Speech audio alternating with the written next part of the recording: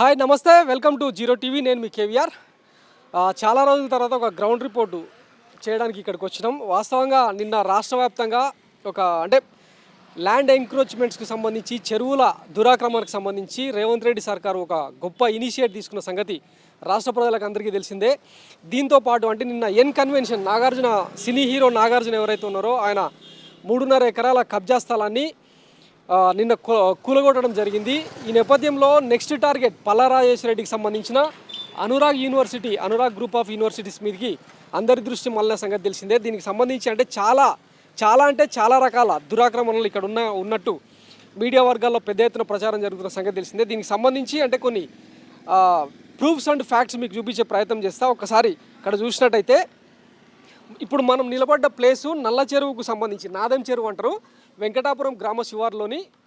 మీకు ఆ చెరువుకు సంబంధించిన విజువల్స్ కూడా చూపించే ప్రయత్నం చేస్తా. ఫస్ట్ అయితే ఇక్కడ ఇది గవర్నమెంట్ ల్యాండ్ రికార్డ్స్కి సంబంధించి, అంటే సెంట్రల్ ల్యాండ్ రికార్డ్స్కి సంబంధించిన డాక్యుమెంట్ అనమాట. నల్ల చెరువు అనేది ఇక్కడ మీకు కనిపిస్తుంది క్లియర్గా.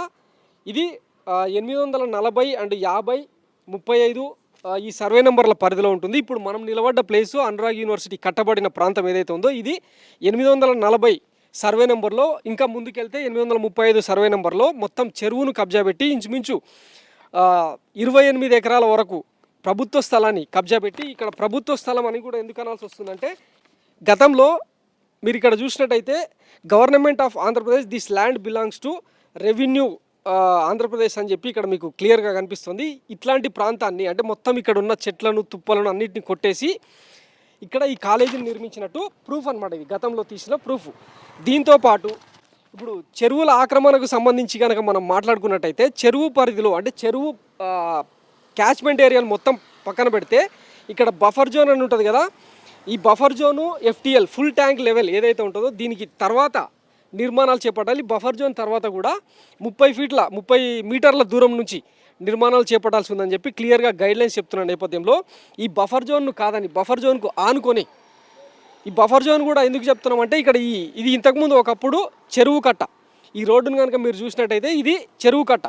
ఇది యాక్చువల్గా 200 ఫీట్ల డిస్టెన్స్లో, 200 మీటర్ల డిస్టెన్స్లో ఈ రోడ్డును నిర్మాణం చేయాల్సి ఉండగా, పల్లారాజేశ్వర రెడ్డి అంటే గతంలో బీఆర్ఎస్ ఎమ్మెల్యేగా ఉన్నప్పుడు, కేసీఆర్ సర్కారు అధికారంలో ఉన్నప్పుడు ఒక జీవో తీసుకొచ్చారు. ఆ జీవో కూడా మీకు ఇప్పుడు చూపించే ప్రయత్నం చేస్తా. ఇది ఆ జీవో చూడండి, డేటెడ్ 09/05 అంటే మే నెల 9వ తారీఖు 2023 అంటే కేసీఆర్ హయాంలో ఈ జీవో రిలీజ్ అయిందన్నమాట. ఇక్కడ మీరు క్లియర్గా చూడవచ్చు వేరియేషన్.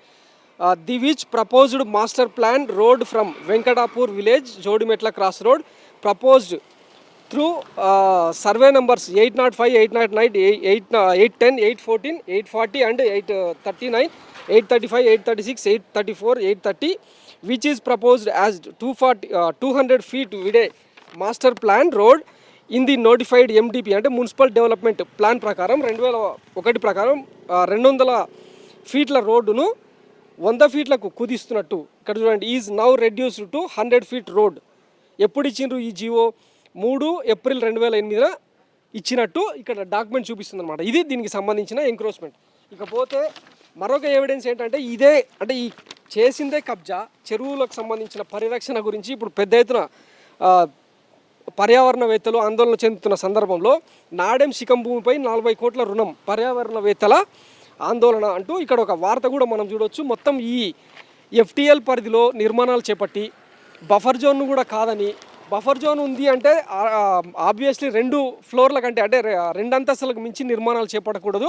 అట్లాంటిది ఇక్కడ 5 అంతస్తులు 7 అంతస్తులతో ఇక్కడ కాలేజీతో పాటు పక్కనే హాస్టల్, అవన్నీ కూడా మీకు ఇప్పుడు చూపించే ప్రయత్నం చేస్తా.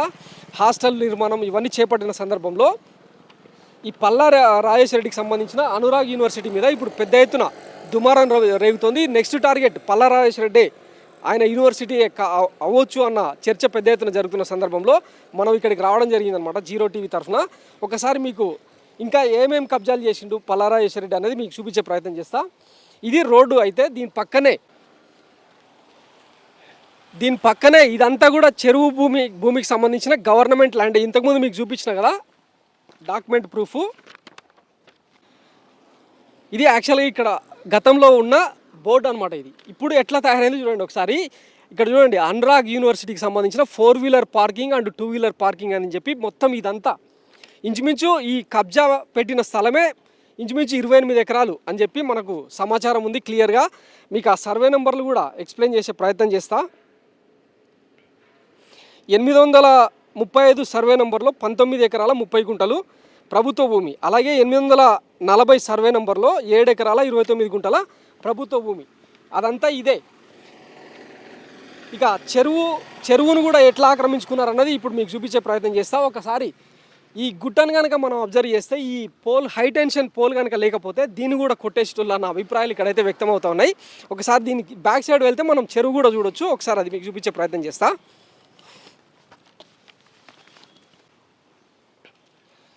సో ఇది 2 వీలర్ పార్కింగు, అవతలనేమో 4 వీలర్ పార్కింగు. దీనిలోకి మనం వెళ్తే చెరువును కూడా మనం గమనించవచ్చు. ఇదిగో ఇక్కడ పిల్లలు ఆడుతున్న క్రికెట్ గ్రౌండ్ ఏదైతే ఉందో ఇది కూడా చెరువుకు సంబంధించిన భూమే. ఇదంతా కూడా గవర్నమెంట్ ల్యాండే. ఇక్కడ మీకు ఇంతకుముందు చూపించిన రెవెన్యూ డాక్యుమెంట్లో సెంట్రల్ గవర్నమెంట్ ఇచ్చిన ల్యాండ్ రికార్డ్స్లో ఇదంతా కూడా ప్రభుత్వ భూమి అని చెప్పి స్పష్టంగా చూపిస్తుంది.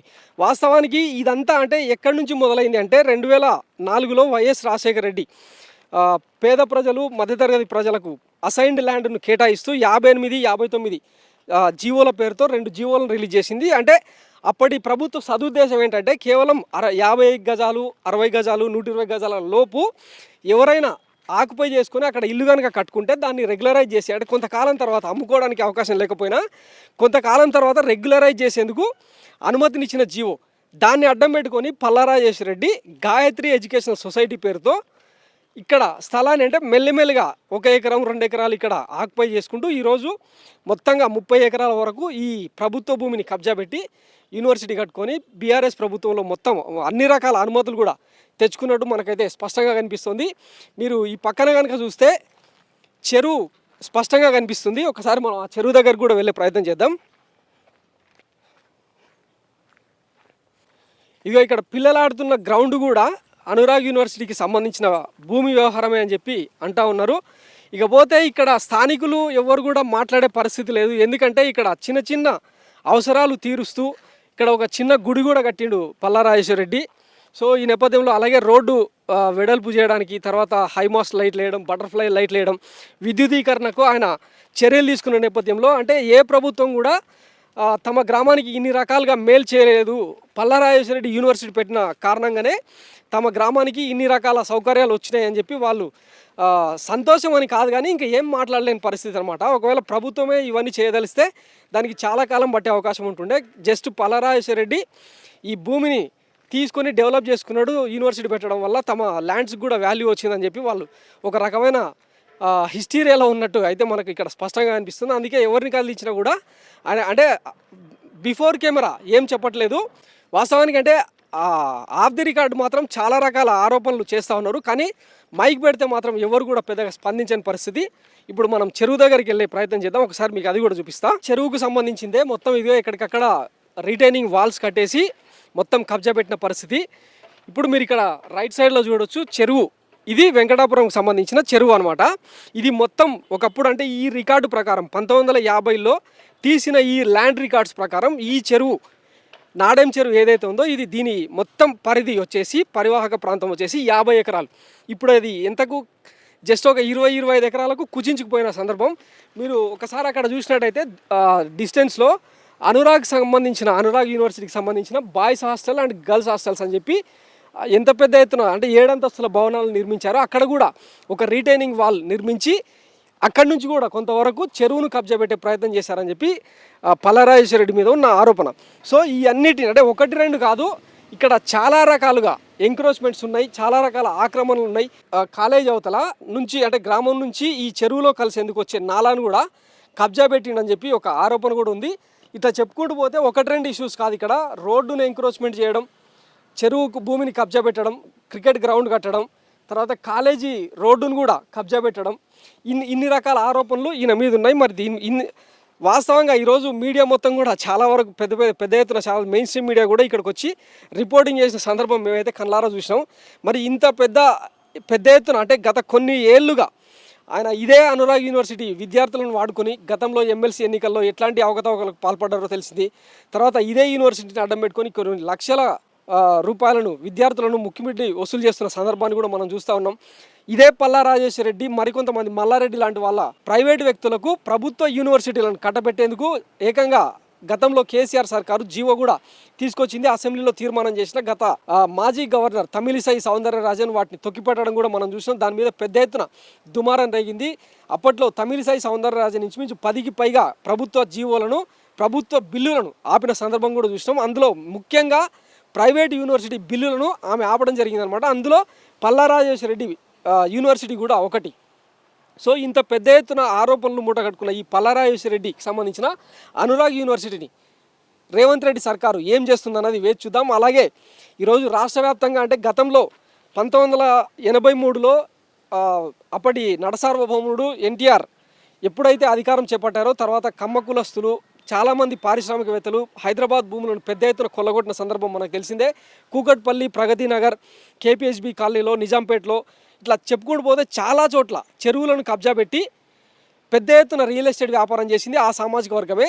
సో దానికి వంత పాడింది చంద్రబాబు. ఆ తర్వాత వైఎస్ రాజశేఖర రెడ్డి హయాంలో కూడా కొంతవరకు ఎంక్రోచ్మెంట్స్ జరిగినట్టు కూడా ఆరోపణలు ఉన్నాయి. వీటన్నిటి మీద రేవంత్ రెడ్డి సర్కారు చర్యలు తీసుకుంటుందా లేదా అన్నది వేచి చూడాలి. ఇప్పటికే N convention కూల్చివేతతో next target Palla Rajeshwar Reddy university and ఆ తర్వాత మల్లారెడ్డి యూనివర్సిటీల మీద కూడా పడబోతుంది ఈ ప్రభుత్వం అని చెప్పి పెద్ద ఎత్తున ఆరోపణలు వినిపిస్తున్న తరుణంలో ఇక దీంతో పాటు మరో వీడియోలో గత ప్రభుత్వం 111 జీవోకు గేట్లు ఎత్తింది. ఆ ఒక్క జీవోతో కొన్ని వందల నిర్మాణాలు లీగలైజ్ అయిపోయిన పరిస్థితి కనిపించింది. ఇప్పటికే అంటే పింక్ మీడియాలో అంటే ఒకవేళ ఎన్ కన్వెన్షన్ కూల్చిన తరుణం బాగానే ఉంది. జాన్వాడ ఫామ్ హౌస్ కేటీఆర్కి సంబంధించిన జాన్వాడ ఫామ్ హౌస్ కూడా ఇవాళ రేపు కూల్చేస్తారన్న అభిప్రాయాలు వ్యక్తమవుతున్న నేపథ్యంలో మరి కాంగ్రెస్లో కీలకంగా వ్యవహరిస్తున్న మంత్రుల భవనాలను, మంత్రుల ఇంద్రభవనాలను, వాళ్ళ గెస్ట్ హౌస్లను, ఫామ్ హౌస్లను కూడా కూలగొడుతుందా లేదా అన్నది పింక్ మీడియా నుంచి వెల్లువెత్తున్న ఆరోపణలు. మరి వీటన్నిటిని కూడా ఎట్లా సార్ట్అవుట్ చేస్తుంది, నిజంగానే ఈ హైడ్రా పేరుతో జరుగుతున్న అక్రమ కూల్చివేతలు ఏవైతే ఉన్నాయో వీటికి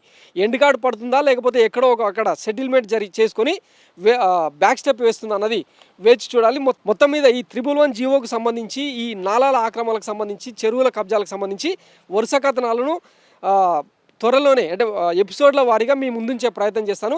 thanks for watching zero TV. నేను మీ కేవీఆర్. Thank you.